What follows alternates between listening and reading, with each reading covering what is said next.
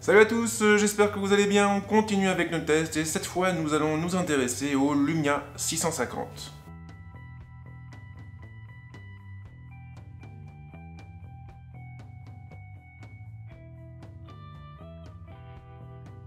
Et comme d'habitude, nous allons commencer avec les caractéristiques techniques de la bête. L'écran atteint une diagonale de 5 pouces et il est capable d'afficher une définition en 720p et donc du 1280 par 720. Pour la dalle, on a de l'OLED et une densité de pixels de 297 ppp.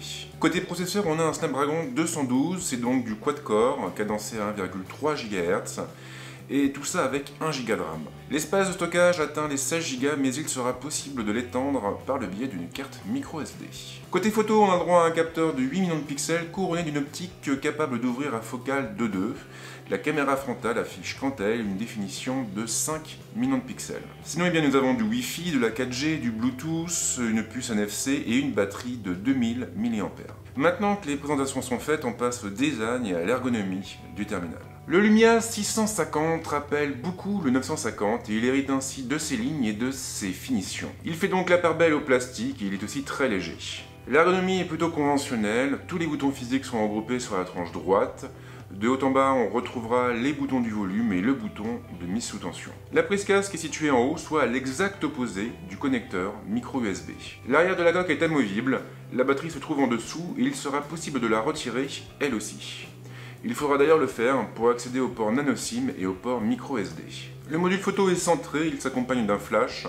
En dehors de ça, on trouve juste le logo de la marque à l'arrière. Le moment est venu de passer à l'écran du terminal. La dalle OLED est de bonne qualité, elle offre un bon contraste et une bonne luminosité. Elle restera donc lisible en plein soleil. La définition pêche un peu puisqu'elle n'excède pas les 720p. Maintenant, sur une telle diagonale, ce n'est pas vraiment gênant. Il sera tout à fait possible de regarder des vidéos ou même des séries en haute définition sans ressentir la moindre gêne. La couche tactile est assez réactive, mais on est tout de même un petit peu en retrait par rapport à ce que proposent les autres téléphones haut de gamme de la marque. Avec un Snapdragon 212, le Lumia 650 n'est clairement pas un foudre de guerre, mais la vraie question c'est de savoir ce qu'il vaut sur le terrain et dans la vie de tous les jours. En termes de puissance de calcul brut, le Lumia 650 se trouve à des années-lumière de ses grands frères, c'est un fait. Mais il n'a aucune difficulté à faire tourner la plateforme. Windows 10 est effectivement bien optimisé et je n'ai déploré aucune grosse latence durant ces quelques semaines de test. Pas même sous Netflix. Alors pour les jeux, là en revanche, il sera préférable de ne pas se montrer trop gourmand car la puce sera incapable de faire tourner les plus gros jeux en 3D. L'autonomie m'a un peu laissé sur ma faim. Avec une utilisation intensive, le téléphone parviendra à tenir un peu plus d'une journée avec une seule charge, voire une journée et demie en faisant attention. En outre, l'appareil est dépourvu de recharge rapide.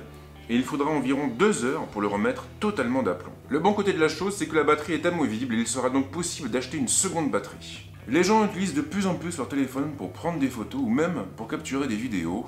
Et il est évidemment impossible de ne pas parler du capteur photo du Lumia 650 dans ce test. Le capteur du Lumia 650 ne brille pas par sa définition avec 8 millions de pixels, il faudra vous asseoir sur les gros tirages. Les résultats sont assez moyens, le téléphone s'aligne finalement sur son prédécesseur et le piqué laisse vraiment à désirer. Même chose en basse luminosité où il perd la plupart des détails des scènes. Le buffer ne mérite même pas qu'on s'y attarde, il montrera rapidement ses limites au bout de 4 ou 5 clichés. Pas mieux du côté des vidéos, il sera d'ailleurs impossible de dépasser le 720p. Maintenant que nous nous sommes attardés sur le côté technique du téléphone, le moment est venu de passer à sa surcouche et à ses fonctionnalités. Windows 10 Mobile hérite d'une interface proche de celle de Windows Phone. Les croqueurs de tuiles se sentiront donc comme chez eux. Les tuiles dynamiques sont donc toujours de la partie, il sera évidemment possible de les arranger comme bon nous semble, ou même de modifier leur taille à la volée. Pour accéder à la liste des applications, il faudra aller fouiner sur l'écran de droite. On aura même droit à un moteur de recherche pour trouver plus facilement l'outil dont nous avons besoin. Le centre de notification est clair et bien présenté. Les raccourcis rapides sont toujours de la partie, il suffira d'appuyer sur un bouton pour tous les afficher. Les notifications sont regroupées en fonction de leur application pour faciliter leur lecture et c'est plutôt bien pensé. Derrière, il y a plein de fonctions utiles. Il suffira par exemple d'exercer une longue pression sur le bouton d'accueil pour amener l'interface sur le bas de l'écran. C'est très pratique quand on utilise le téléphone à une main. Windows 10 Mobile fonctionne vraiment bien donc, et le vrai problème se situe finalement du côté des applications. La boutique s'est considérablement enrichie au fil des versions, c'est vrai, mais elle est très loin d'égaler l'App Store ou le Play Store, et c'est vraiment frustrant de ne pouvoir retrouver ces applications courantes sur son téléphone. Le Lumia 650 est un téléphone nettement moins impressionnant que le Lumia 950, bien sûr, mais ça reste tout de même un bon terminal. Maintenant, ce n'est clairement pas un téléphone branché multimédia. Si votre truc c'est de jouer avec votre téléphone pendant des heures et de regarder des films et des séries en boucle, alors ce n'est clairement pas le téléphone qu'il vous faut.